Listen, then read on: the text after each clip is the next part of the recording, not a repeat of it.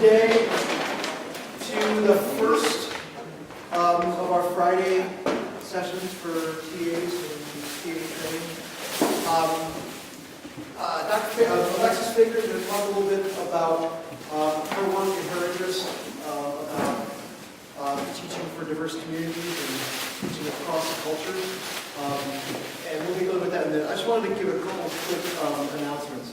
The first one is there's sessions in this room for the next 3 weeks. Next week, the focus is going to be more directly on general teaching and teaching practices, goals, setting goals, designing instruction. That session, as well as the following one, which is on the 14th, I think, is going to focus on specifics of undergraduate education. So it's going to be dealing with some of the challenges and opportunities that present themselves when teaching undergraduates. Some of the interesting things, like what can you do to get students thinking, students engaged, as well as some of the unique things about like teaching large classes. A lot of you might be teaching in STEM areas where that is the reality in many of the first and second year courses. One thing I wanted to mention is we are opening these sessions up to graduate students. So that doesn't just have to be a TA. There might be someone in your program or someone you work with that has some interest in this area. If you want to mention that, please feel free. We're going to open up and try to invite anyone who's teaching or engaged in teaching in the colleges. So feel free to share that. The second thing is we're continuing, this initiative started with TA training.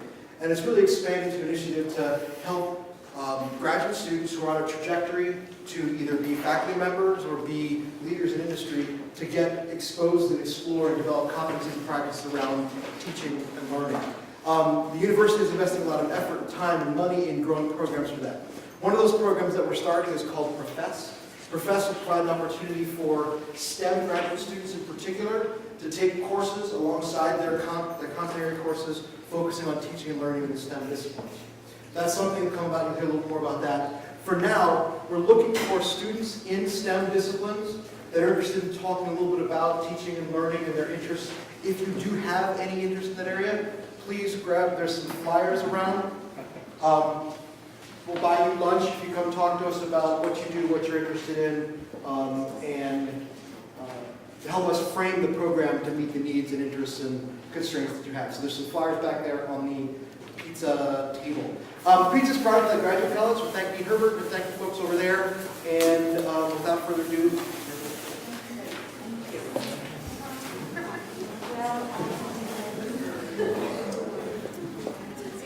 in terms of time, okay, maybe I'll just put a little introduction about what this is about, then I'll let you get your pizza, and then we're going to get into groups for our activities. How's that? That makes sense? So, how many of you have ever heard of Maya Angelou? Great poet. As a teacher, she says something that I think about just about every day. People will forget what you say, they will forget what you do, but they will never forget the way you make them feel. And I think that's true. And one of the things that I've been very much aware of is how my students feel. Now, it's very easy to say, I want all of my students to feel that they're being treated equally. But what does that really mean? When we talk about equal treatment, is it really realistic that if we treat everybody a certain way, that we're meeting the needs of all of our students? That's not a rhetorical question. We always say equal treatment, but what does that really mean? What is it that we are trying to do in our classes? We want everybody to be successful. But if we treat everybody equally, assuming that everybody has the same intelligence, the same strengths, the same weaknesses, then are we really treating everybody the way they need to be treated so that they can succeed in our classrooms? So this is a question that I've been dealing with many years. When I first started teaching, which was a long time ago, in high school, it was communications, public speaking, drama, debate, discussion, and all my students at that time were Americans. And I'm old enough to say that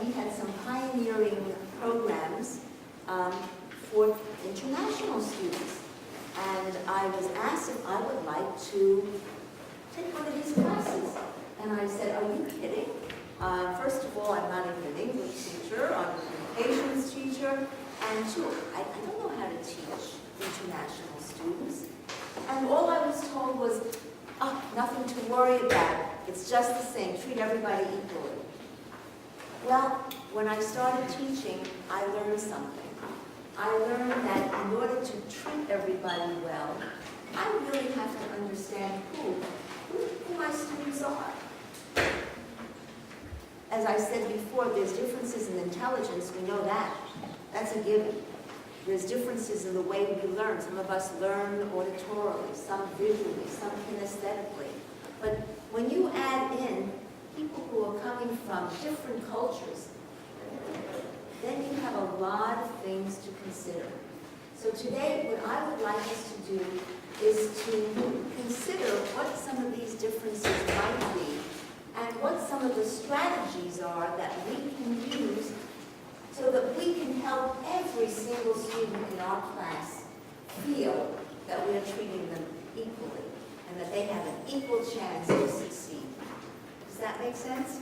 So those are our two goals today. I gave you two handouts. One of them are exercises that we're going to work on.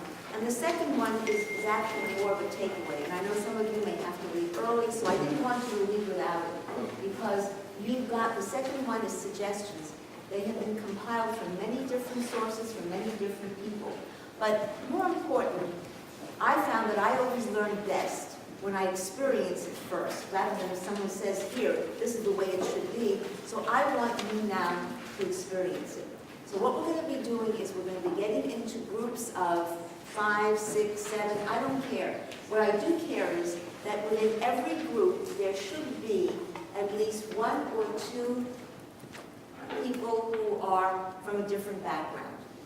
Because the goal is for you to be answering questions. First, you're going to answer these questions on your own. Then you're going to be sharing your answers in the group. So it's the first activity. And you've got all these different statements, and you're going to address how you feel about these statements. And then you're going to share your answers. And then we'll talk together and share what came up in different groups so that we are on an equal plane. So, is that clear what we're going to do? You're going to get your pizza. You'll form a nice cozy group. You'll try while you're eating your pizza to look at the questions and come up with some answers. And then once everyone's had a chance to reflect, then you'll share in your group, and maybe if somebody's finished eating, they can take a few notes, and then we'll say, so in this group, what were some of the differences that you came across? In this group, what differences did you come across? Does that make sense? Okay, so get your pizza, and then let's see if we can form our groups. Excuse me. I have to stop here, and let's share. Every group has answers, so let's see if we can now share some of the results of your discussion. So which types of behavior are noticeably different, and which ones could affect your classroom and office hour environment? So anybody can tell us from your group what you came up with, or if you want individual observations to share, but let's see if we can come up with some norms that we can develop. So from this group, anything noticeably different? Thank you. So some of us who grew up in America noticed that you could sometimes call a professor by their first name if it was a small class or you were on a close working relationship basis with them. But some of the international students say they have never called their professor by their first name. Okay, so that's a noticeable difference. Another, yes. It's more acceptable to for students to eat and drink food in classrooms in America than it would be in Okay. As we're doing right here. It's a perfect example. All right.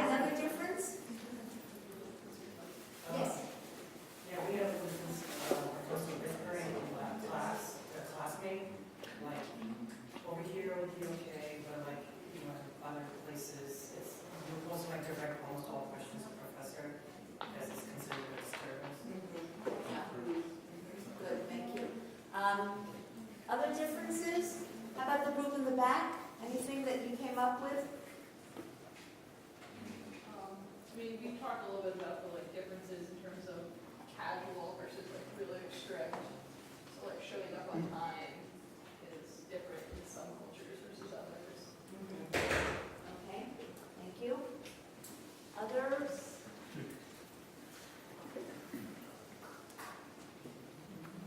Is there anything else that you? Well, all right, then let's move on to the next question. So based on some of the differences that you noticed, what can you do on the first day and in your office hours to inform all students about the policies, practices, and learning opportunities, so that everybody feels that they're on the same page, so to speak?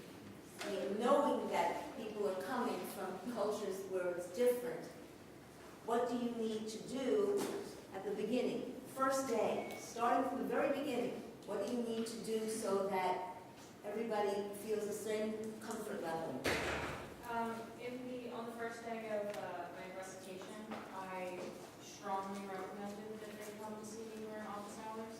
So I just did like a general announcement of that so that everybody felt like I wasn't directly saying it to someone who might be struggling, just a general announcement. Right. Yeah, office hours in some cultures, does everybody go to office hours? Are there even office hours in every culture? Hmm? Are there some cultures where there aren't office hours where students don't usually go? They what? They don't have office hours. So this is, back there, what? They were saying they don't have office hours where they have. Okay, so this is something that's perhaps unique for a lot of people, and if they don't know what the office hour is and the function of it, guess what? They're not going to come. They're not going to make the most of it. And for many people, office hours is absolutely critical. So this is something that you need to do on the first day. Not only just to say, by the way, and my office hours is da-da-da-da-da-da-da. You need to emphasize the value of office hours and what can be accomplished there. Even just to come and introduce yourself, just so I can get to know you a little bit. That's number one. Another possibility, if you're having any questions, and maybe some people don't feel comfortable asking questions in class, please come to see me. I encourage you. You really need to encourage them to come. And not just, as you know, with many Americans, they know what office hours, okay, I come, I don't come. But for people who are not accustomed to it, you really need to invite them and encourage them regularly. So that's one thing that's important. What else on the first day that you can do to make sure that everybody is functioning on an equal basis? The syllabus? The syllabus. Okay, so when you're going over the syllabus, now, we teachers are supposed to spend time on the syllabus. How many of you have been in classrooms where very little time is spent on the syllabus? Really? How much time? 5 minutes? No time. Report that, teacher. It really shocks me, because even the American students, the undergraduates who are coming from different regions, different high schools, they don't even know what a syllabus is. They don't understand that it's a contract. It's a contract. What's in there, they are responsible for knowing. And then, if they do know, you can avoid a lot of the problems that come later, because it's right there in the syllabus. The schedule is here, the tests are here, the professor's policies are here. It's really imperative that you spend a little bit more than even 5 minutes going through the policies. And this is for all students, but especially those who may come from a different culture. They need to understand this is a contract. And just because they don't know something doesn't mean that they're going to get away with it, because if it says it's here, they're supposed to know it. It's their responsibility. And it's our responsibility so that we don't have pain later on to make sure that they're aware of certain policies, the homework policies, the attendance policies, the lateness policy, whatever they may be, the no makeup policy, if there is such a thing. So important. And then again, that's the first day. What else? What other differences that you can address right here? There's something I haven't heard yet that's very, very important.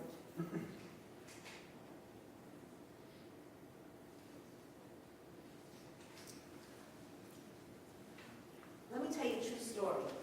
A few years ago, so I work in the English Language Center, and I also teach a humanities course in oral communication skills.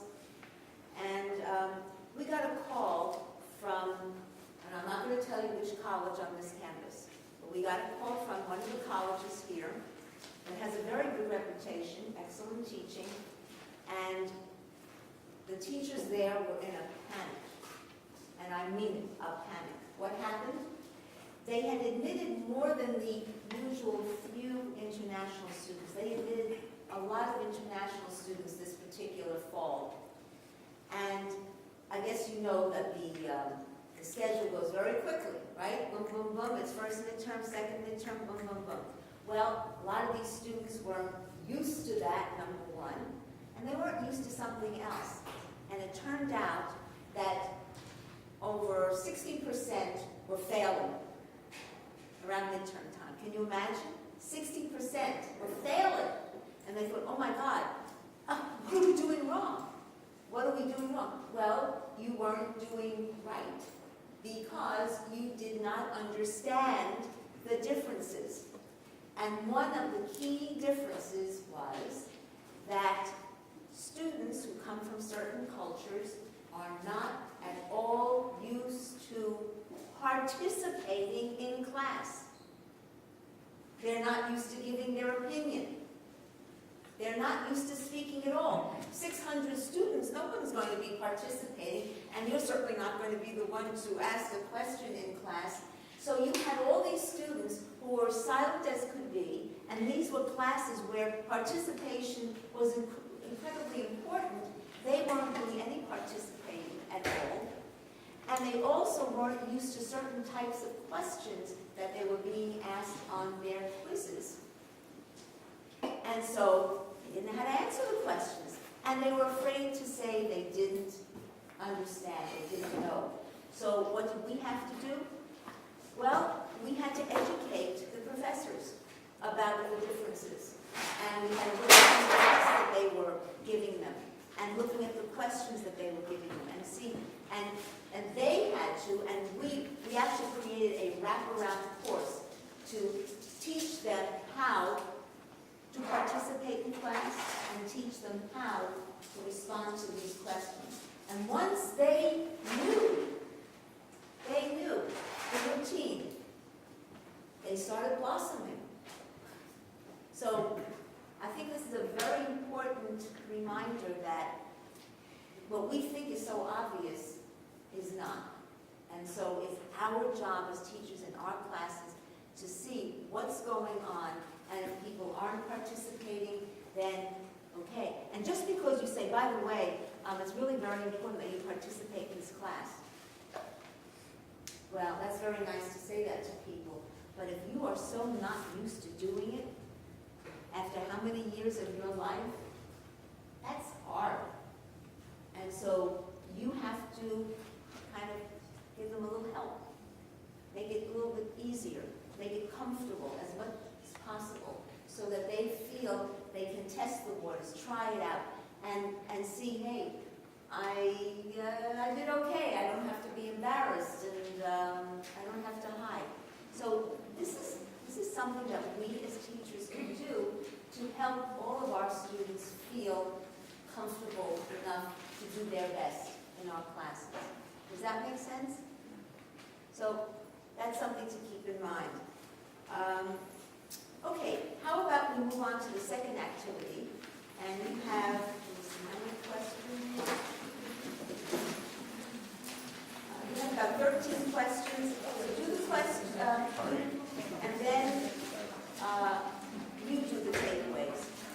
then we'll go over them together. And please, everybody, please feel free to share. Okay, let's see what everyone's got.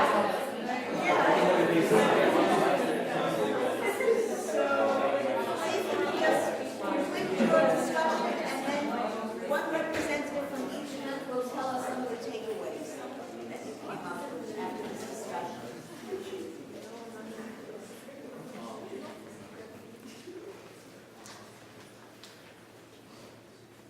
So which group would like to go first? Thank you. I think for us, a lot of it was that we didn't realize how important office hours were for different cultures. I mean, especially, I can say for me, but it was a general consensus among our group. When you were explaining how different cultures perceive it differently, and then I guess you have the different importance or don't have it at all, that kind of opened my eyes a little to that. Okay, great. Anything else that came up from the list that you were going through about the way people regard the importance of doing well in class, different perspectives? Did you go through those at least?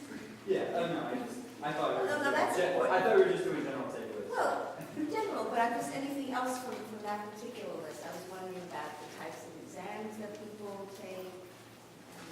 Anything else? Okay. One thing I took away from it was that I didn't realize, I guess, there's different cultures as far as like participating in class. That's not really emphasized other places. Because for my recitation, I have to grade people on participation. So I think next week I'll make a point to say that the grade is really important and you should raise your hand, please ask questions or answer questions. Excellent. Okay, anything else from your group that you'd like to, anything else that came out? We hadn't set office hours yet, we were still deciding on the board for my department. So, as we were saying by appointment, and like they would ask if they could come in on Saturday, like sometime in the late afternoon. So like, we had to make it clear that like you might not have building access to get in on a weekend. And also that, you know, like if you're gonna come in to the building in the late afternoon and you're gonna leave at night, that's not, from a safety approach, that's not a good idea. That's another issue too, safety. Okay, good, thank you. All right, from another group? Yes. We were talking about adjustment problems. What problems? Adjustment problems. Adjustment problems, great.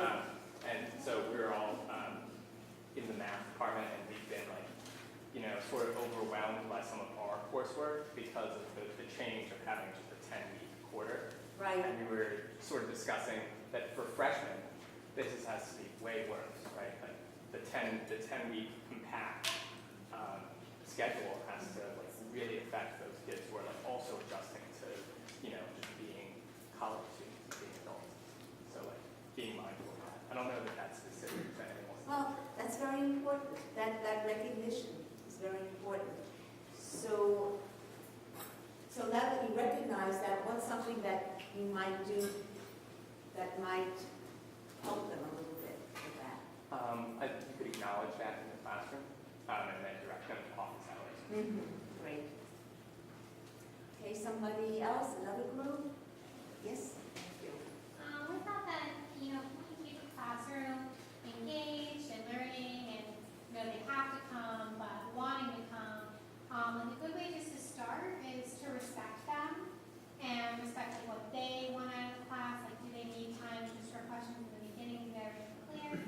And at the same time, you have to expect them to respect you back. Because if they're respecting you, they're keeping eye contact with you, they're listening to you, and that helps keep kids engaged no matter what, you know, reason they're here. Maybe they're just at college because their parents made them, or maybe this is a huge opportunity for them and they really want to take advantage of it. It kind of makes an even playing field. Great. Anything else from this group? I know there was a lot of discussion, other things that came out. Could just be about differences or recommendations either.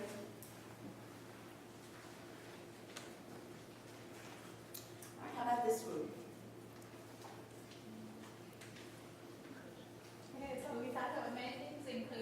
homeworks. For instance, we were saying that in certain countries, people are not used to doing as much homework that people are doing in here. For instance, in my country, we're used to doing less homework, but more difficult than here. So it might be difficult for some students to adjust them, and it's important to tell them how important it is and what's the purpose of giving these homework so that they do them on time. And also we talked about adjustments, finding directions, and also adjustments of coming to a new country, banking problems that some of us have experienced. Great, thank you.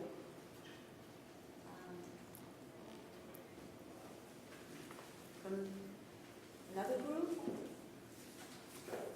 What were you discussing? We talked about sort of in terms of respecting teachers. In other countries, people stand every time their teacher enters the room, which is something that we don't do in the U.S., which was interesting. And yeah, we talked about the sort of distribution of homework versus exams, where in other countries, all of your grade is based off of a final exam. And so going to lecture, doing homework are sort of normal sort of parts of it. Sort of differences in grading schemes, like the A-B system versus this 0 to 20 system, where you can never achieve a 20 because that is being as smart as the professor. So, okay. So knowing that the students may not be familiar with the grading, so that's another thing that one needs to address on the first day, and maybe a few times, to make sure that they really understand what that's all about. You know, it's so easy to hear a teacher say something, and then everyone understands, and of course everyone looks at you, and then a week later, here's a question. Well, we just went over that. So it's easy to assume that people got it, but maybe not. And so we need to address certain things a few times. Something from this group over here? One thing we talked about kind of go off grades was in some cultures they don't want to use partial credit, but we do partial credit typically. And so to explain to people that even if they're stuck on a problem, to write down as much as they know because they can still get points for that. Great. Anything else?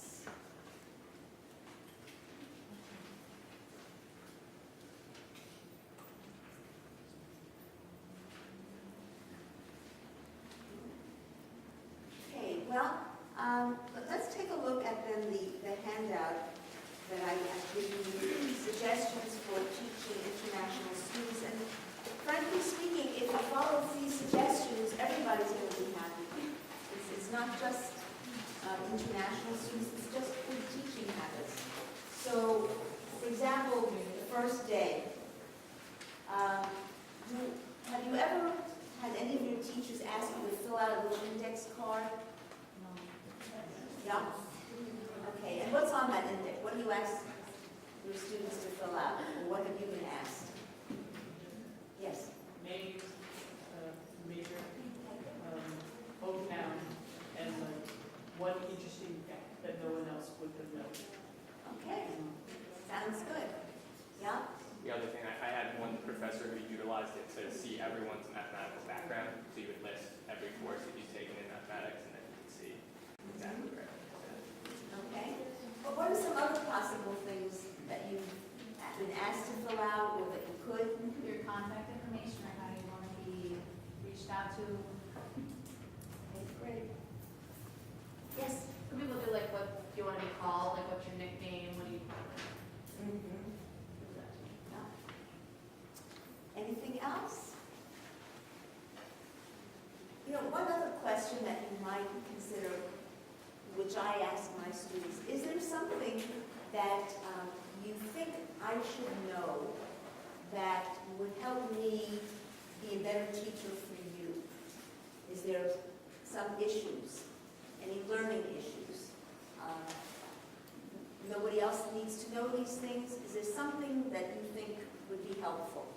And sometimes it can be helpful. And it might be something that I need to address early, or just something, God bless you, that I have in the back of my mind. And again, so the whole purpose of the index card is what? It serves several purposes. It shows the students that you care about them. Right, show them that you care, and actually, if you do need some information, you got it. I always ask my students to put down, something that would be interesting to know about you, or hobbies, interests, and it's important to read through them. You get a feeling for who these lovely people are in your class, and again, you're starting the bonding, you're creating that rapport, which is so necessary. What about icebreakers the first day? Do you do anything like that? So that students have a chance to get to know the others in the class, who they're learning with? Yeah? Two classes today, they had the students introduce a partner, like a buddy. So they chatted for about, and we chatted like half an hour. I think the teacher lost us at one point. Okay. And then we had to introduce the person with whom we were talking. Great. What course was this? Well, the one that was TA was sociolinguistics. Sociolinguistics 101. And my course was on methods of communication. I had a feeling it was those areas. Yeah, I don't know if the math departments are doing that, but I think it's a great idea, don't you? A little something that shows that your name is important, going around what would you like to be called in this class, tell us one thing, you can do that out loud.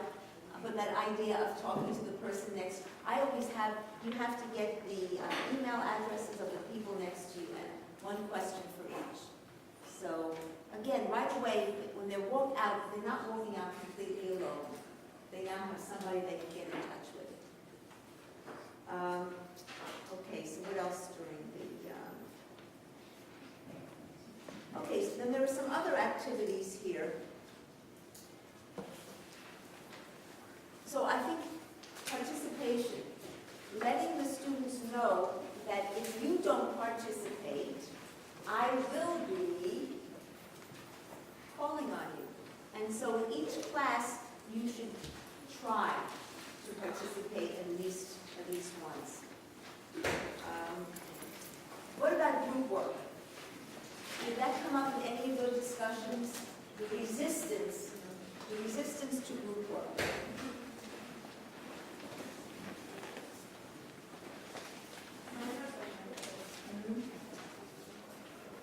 There are some students who really aren't used to it. They don't quite know how to do it. They don't appreciate it, and they're very worried about their grade. And so it can be a totally new thing for them.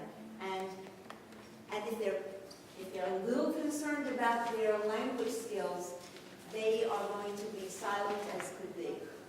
And so how are they going to get an equal grade with other people? So one has to everybody, talk about the importance, if in fact group work works for your classes, the importance of group work and the function that each person has in the group.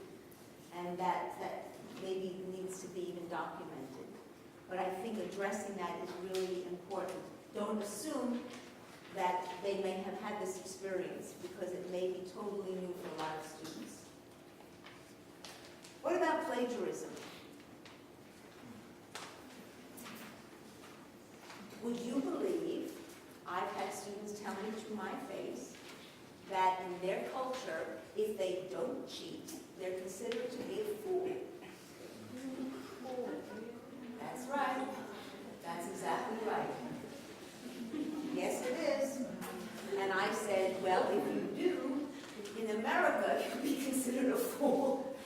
So don't do it. But many of them don't understand exactly what plagiarism really means. They really don't. I often will get work that is perfect, and I will say, but we talked about plagiarism. You're not supposed to take work that you didn't create. This is says, yes, but this is so much better than what I can do. And I said, well, that's not why you're here.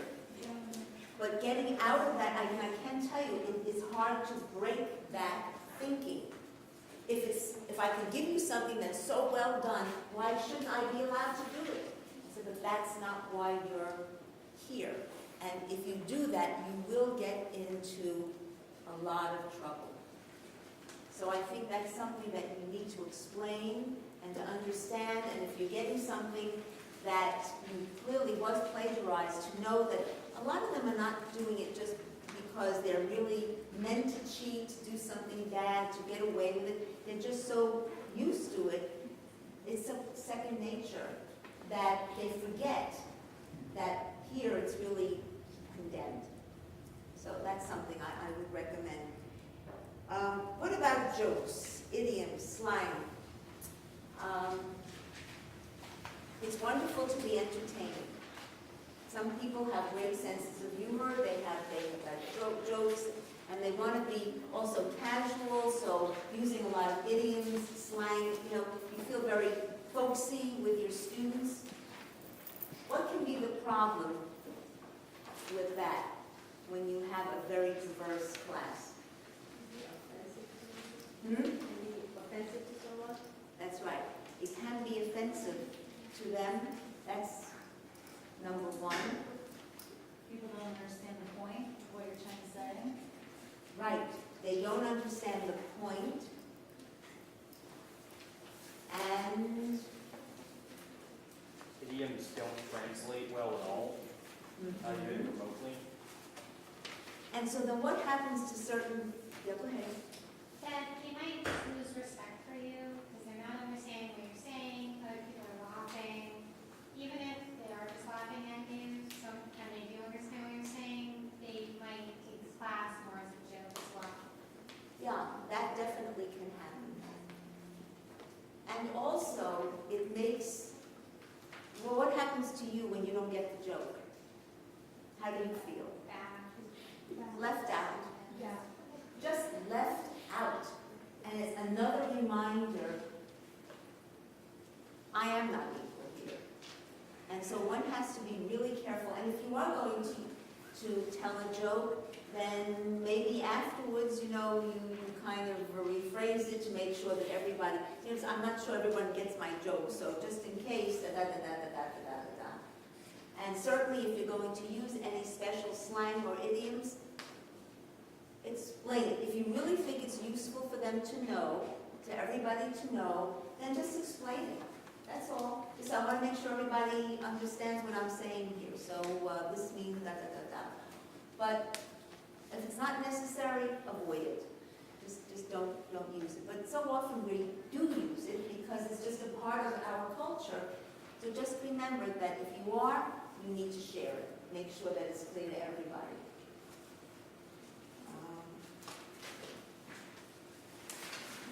Review sessions, really important to emphasize to everybody that they should come to those. That's very useful. Maybe they're not used to having those. Maybe they say, oh, we're going to have a review session, and they don't even know what you're talking about. So you may have to explain that. Posting things, as much visuals as you can provide. Very, very helpful. When you use vocabulary that you're not sure everybody might know, write it on the board. It will really help everybody in the classroom, and even American students. Sometimes we speak very quickly, but if we have something very important, repeating it a few times, it's good for all students, and especially for our international students. And when we're writing on the board, our handwriting, we shouldn't all be, I hate to stereotype the old joke about doctors writing prescriptions. I have to be very careful, and we should all be very careful for all of our students when we're writing on the board to make it as clear as possible. Evaluations. Very early on, and this is something that we have been told for all of our students, and I think I mentioned it earlier, you should be giving some kind of a quiz, something that is being graded very, very early on, so everybody knows where they are so far. Don't let too much time go by before there's something that you do that's graded. They need to know early where they stand, and then of course, if people need help, it should be you reaching out. You can email, you can put a note on it, please come and see me.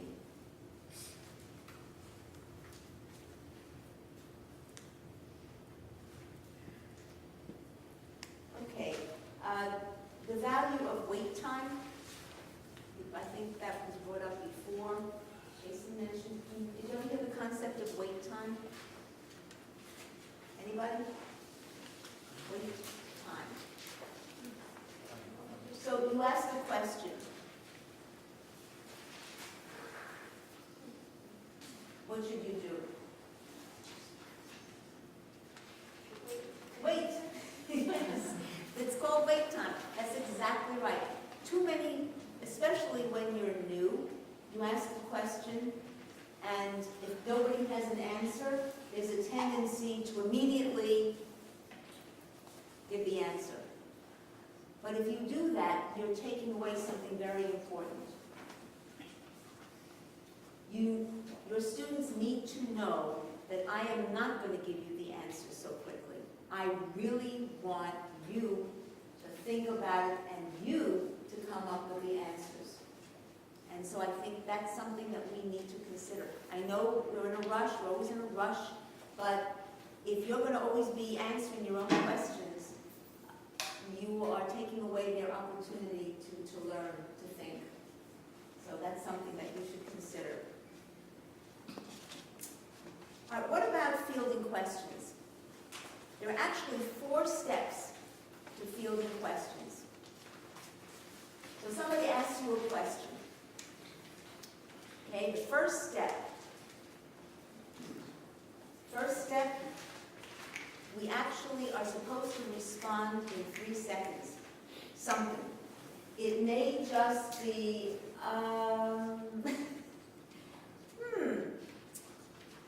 or, good question, but in 3 seconds, we're supposed to have some kind of response. Then we should, if we have a particularly large class, we should repeat the question for the rest of the class so that everybody understands it. Why is that so important?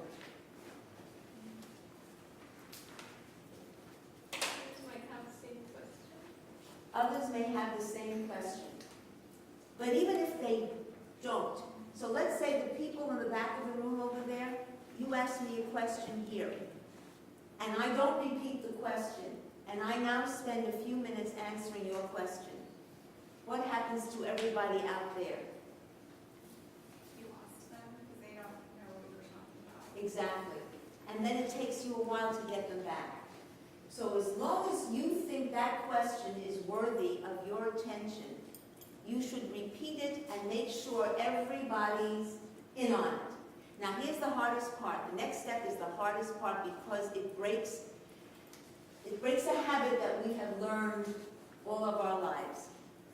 When someone asks you a question, what have our parents and teachers told us to do? Look at the person who asked you the question, right? But when you're teaching, if I do that, and again, I'm cutting everybody out. So once I have repeated the question, this question is now for everybody. And the answer is going to be for everybody. And then I go back and I say, did I answer your question?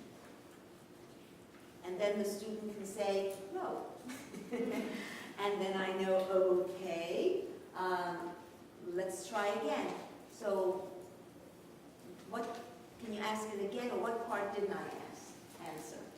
But that's very important coming back, because you may think, boy, I was pretty good. I answered this wonderful question. And the student is saying, I don't know what, she didn't answer my question.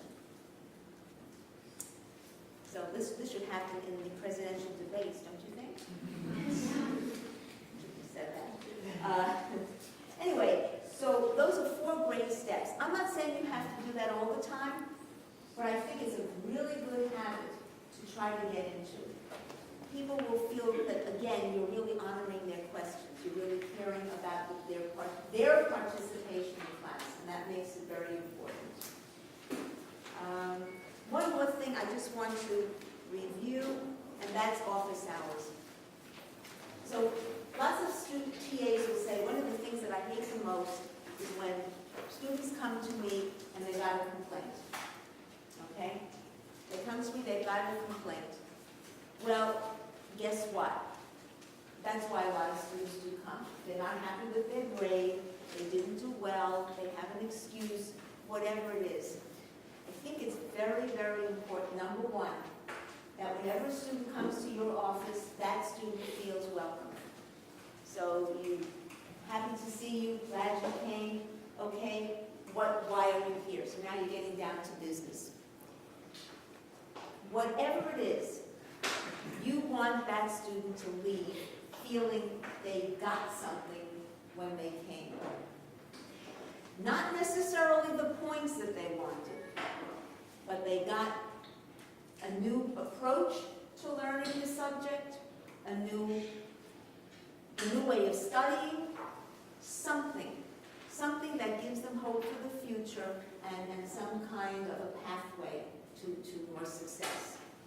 That is so important. You do not want your student leaving. You may not give them the points if they don't deserve it. You don't have to, you shouldn't. If they deserve it, okay, you made a mistake, glad you came, here it is. But if they don't, give them something else. Give them something concrete that they can take away. So those are some of the basic suggestions. You got the handout here. You can go through these a little bit more.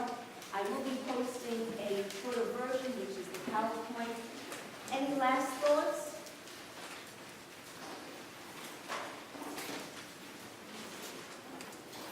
Well, I hope you are leaving with something useful, that you gained something from this session. Have a great weekend, everybody. See you next week.